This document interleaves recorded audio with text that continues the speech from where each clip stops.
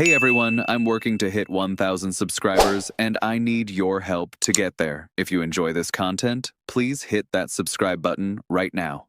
You want to talk about something that'll get me run out of Philadelphia? Fine. Let's talk about Rob Thomson. Let's talk about how everyone's so busy celebrating him for being a nice guy and a player's coach that nobody wants to acknowledge the elephant in the room. This manager is actively costing us championships, and the longer we keep him around out of some misplaced loyalty, the more opportunities we're going to waste with this roster. I don't care that he won Manager of the Year. I don't care that the players like him. I care about winning a World Series. And Rob Thomson has proven definitively that he is not the guy to get us there. Before you start typing about how he took us to the World Series in his first year, save it. I know the narrative. I know he came in, stabilized a sinking ship, got the guys to believe all that feel-good stuff. Great. That was 3 years ago. What has he done since then? 2 straight playoff failures where we had the talent to win and got outmanaged by better coaches who actually know how to make in-game adjustments. Thomson's reputation is built entirely on that one run in 2022, and we've been coasting on it ever since while he makes the same mistakes over and over and nobody holds him accountable. Let's start with the most obvious, most infuriating, most inexcusable aspect of Thomson's management, his bullpen decisions. This guy manages the bullpen like he's playing with house money, like there's no tomorrow, like he's terrified to upset anyone by not using them in their preferred role.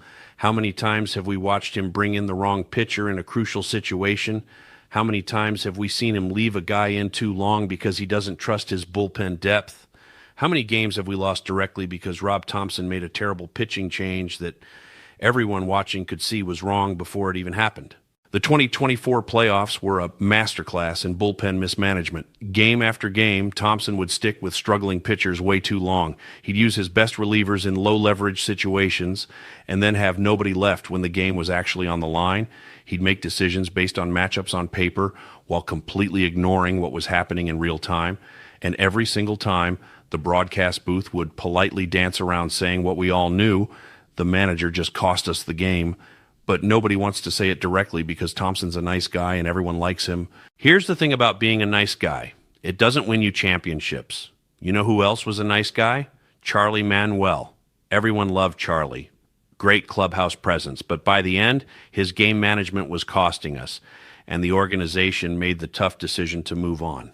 That's what successful franchises do. They recognize when a manager has taken a team as far as he can, and they make a change. They don't keep running it back year after year, hoping things will magically improve.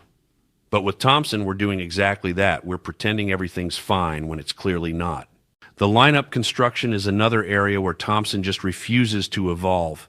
He falls in love with certain players and keeps running them out there regardless of performance. He's loyal to a fault, which sounds great until you realize it means he's playing inferior players over better options because he doesn't want to hurt anyone's feelings. That's not managing to win. That's managing to keep everyone happy. And you can't do both. Championship managers make tough decisions even when they're unpopular. Thomson doesn't have that in him. Watch how he handles slumps. When a key player is struggling, does Thomson move them down in the lineup? Does he give them a day off to reset? No. He keeps trotting them out in the same spot, saying all the right things about trusting his guys and believing they'll figure it out. That's great for team chemistry, terrible for winning games. At some point, you have to prioritize production over feelings. At some point, you have to make the hard call. Thomson won't do it, and it costs us over and over again. The in-game strategy is where Thomson really shows his limitations. He doesn't adjust. He's not thinking 2 or 3 moves ahead. He manages reactively instead of proactively, always one step behind what's actually happening in the game. How many times have we watched opposing managers completely outmaneuver him? How many times have we seen them make a move that clearly sets up the next 3 innings while Thomson's just trying to survive the current batter? That's the difference between a good manager and a great one, and Thomson is firmly in the good but not great category. Defensively, Thomson's decisions are baffling. He'll play guys out of position to keep bats in the lineup, completely ignoring that defense wins playoff games. He'll stick with poor defensive players in crucial spots because they're veterans or because moving them might create clubhouse drama. Again, it comes back to the same issue. Thomson manages to keep everyone comfortable instead of managing to win. And in October, when every play matters, when one error can end your season, that approach gets you sent home early. The base running under Thomson has been atrocious. We lead the league in getting thrown out on the base paths. We make fundamental mistakes constantly. Guys are getting doubled up, getting picked off, taking bad angles. That's coaching. That's preparation. That's attention to detail. And Thomson either doesn't emphasize it or can't teach it. Either way, it's unacceptable for a team with championship aspirations to be this sloppy on the base paths year after year. Here's what really kills me about the Thomson situation. The front office knows this is a problem. They have to. They watch the same games we do. They see the same mistakes, but they're trapped by the narrative they created. They can't fire the manager of the year. They can't admit they were wrong about promoting him. So they just run it back and hope things magically improve, which is insane. That's not a strategy. That's wishful thinking. And while we're wishing, other teams with better managers are winning championships. Think about who we're competing against in the National League. Like the Dodgers have Dave Roberts, who, for all his flaws, has won a World Series and consistently gets his team deep into October. The Braves have Brian Snitker, who's proven he can win when it matters. Even the Diamondbacks and Padres have managers who can outmaneuver Thomson on any given night. We're bringing a knife to a gunfight every October, and everyone's pretending not to notice because Rob's such a good guy. The player development aspect is another concern. Who's getting better under Thomson? What young players have taken the next step? It feels like everyone just kind of is what they are. And if they're struggling, Thomson doesn't have answers. He can't unlock potential. He can't fix mechanical issues. He's a great cheerleader, but that's not enough at this level. You need a manager who can actually make players better, who can identify problems and implement solutions. Thomson's not that guy.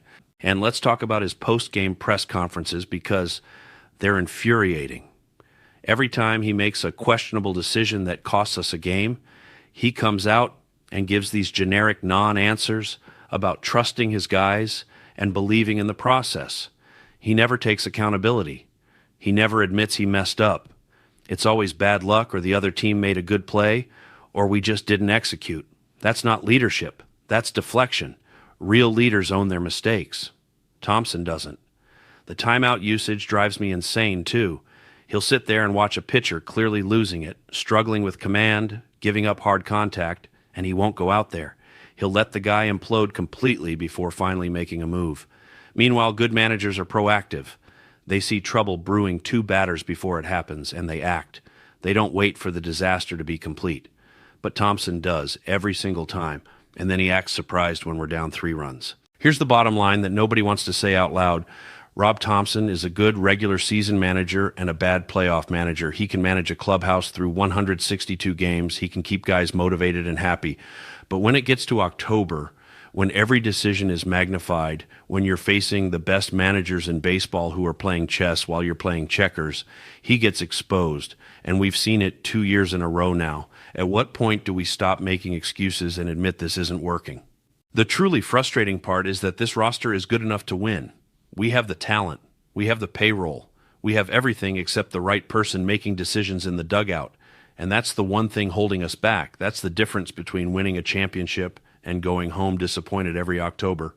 But instead of addressing it, instead of making the tough call, we're going to run it back again with Thomson, and we're going to get the same results. And everyone's going to act shocked like we couldn't have seen it coming. I guarantee you right now, if we don't make a change, we're looking at another early playoff exit next year. Thomson will make the same mistakes. He'll mismanage the bullpen in crucial spots. He'll stick with struggling players too long. He'll get outmaneuvered by better managers. And we'll all sit here wondering why we wasted another year of this championship window. But by then it'll be too late. The core will be another year older, and we'll have missed our chance because nobody had the guts to admit Rob Thomson isn't the answer.